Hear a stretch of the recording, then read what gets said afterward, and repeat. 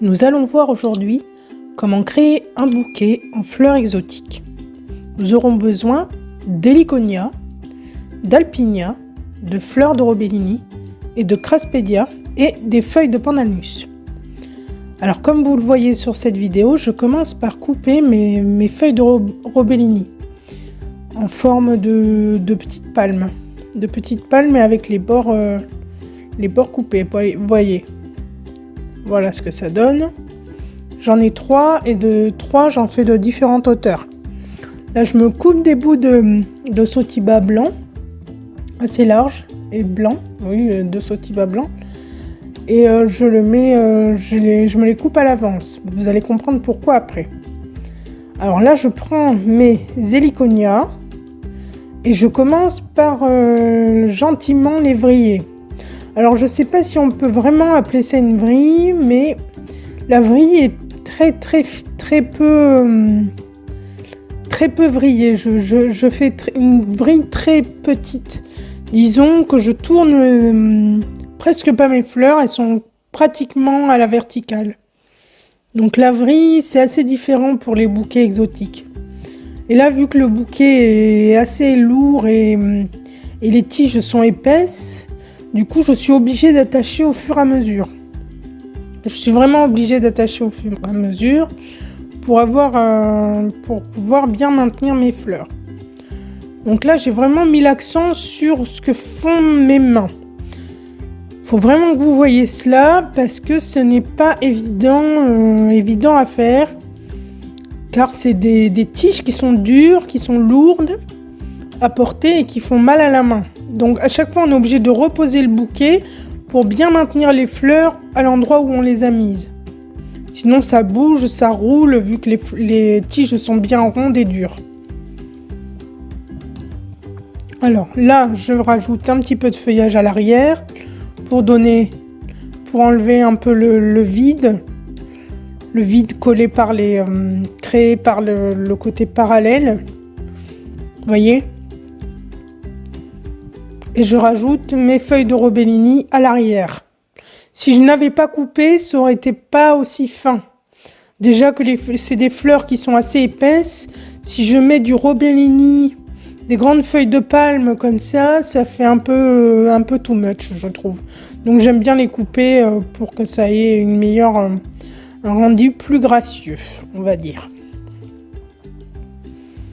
Donc là, je retaille un peu les petits bouts brûlés parce que j'ai des grossistes qui ne sont pas très malins, qui mettent les fleurs exotiques dans les frigos. Donc quand on les sort après, ça les brûle. Elles n'aiment pas du tout ça.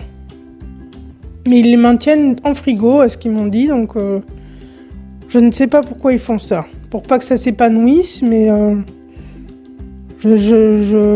m'a toujours appris qu'il ne fallait pas mettre les fleurs exotiques dans les frigos. Donc là, du coup, j'ai rajouté du craspedia à côté des alpinia et des héliconias, de l'héliconia retombant, toujours en asymétrie et en règle d'or, pour donner un petit peu de lumière. Le jaune, le rouge, le orangé se marient très bien ensemble, donc j'en rajoute. Et vous voyez les mouvements. Un coup, je tiens le bouquet en hauteur pour bien voir les lignes que je forme. Et un autre coup, je le pose pour bien poser mes fleurs. Je suis obligée de faire ça avec ces bouquets, à moins d'avoir la force de Schwarzy. Mais là, moi, c'est pas mon cas. J'ai des mains de femme, donc voilà. Donc là, je rajoute un peu de Père Marcel pour bien maintenir mes fleurs. Là, mes doigts se collent dedans, mais c'est pas grave. Je rajoute et je tourne bien autour au même endroit où j'ai mis les autres pour que ça fasse propre. Pour ça, même s'il faut s'y reprendre à plusieurs fois, c'est bien d'avoir un faisceau propre. Même pour les bouquets, pour n'importe quel bouquet, il faut avoir un faisceau propre.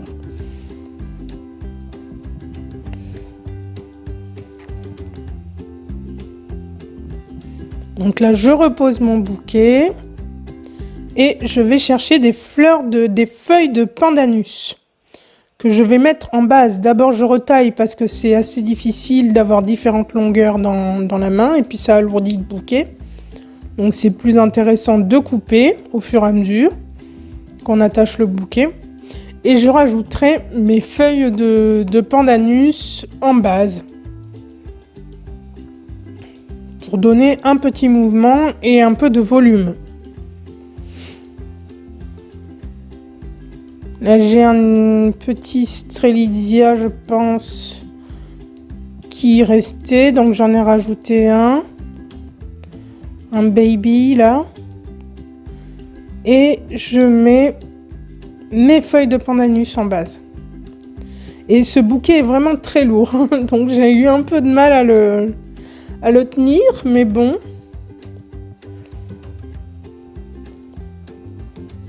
Voilà, vous voyez ce que je fais? Je vais pas faire une boucle, mais je vais faire autre chose. Vous allez voir, je vais faire un mouvement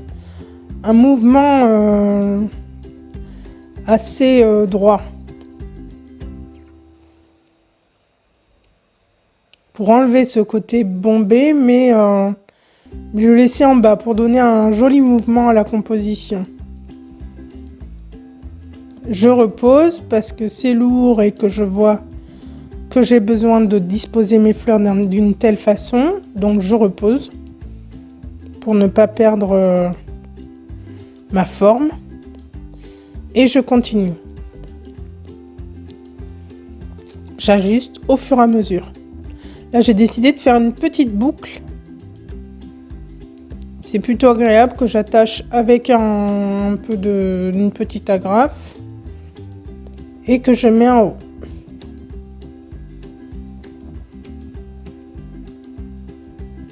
Là, j'ai fait dérouler 2 feuilles de cordyline.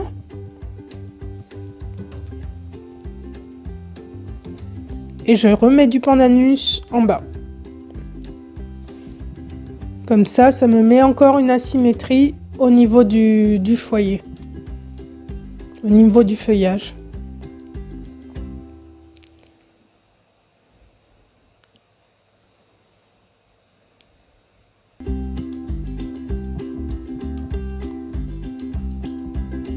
Là, je décide de rajouter encore des Craspedia parce que ça met tellement de lumière dans ces bouquets là. Ce Craspedia, je suis fan de cette fleur. Et en plus, ça sèche très bien. On peut même les mettre dans des bouquets secs car ça sèche magnifiquement bien et on peut en faire des tas de choses, hein.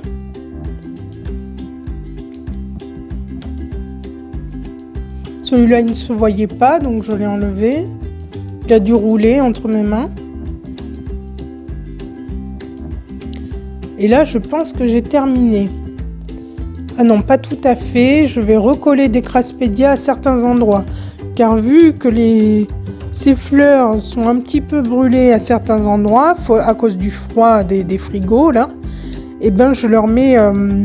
Je cache ces petites parties brûlées avec des fleurs de Craspedia. Comme ça se voit pas et c'est beaucoup plus joli dans la composition. Voilà, je les colle directement sur mes fleurs. Et voilà.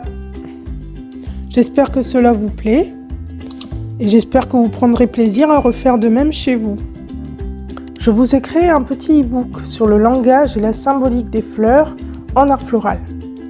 Cet e-book se présente sous une forme de dictionnaire avec toute l'histoire des fleurs et de leur signification dans le jargon des fleuristes. Vous pouvez le télécharger dans la boîte de description en l'échange de votre email. Aussi, n'hésitez pas à vous abonner si vous avez apprécié ce tuto, likez et commentez. Merci, à bientôt.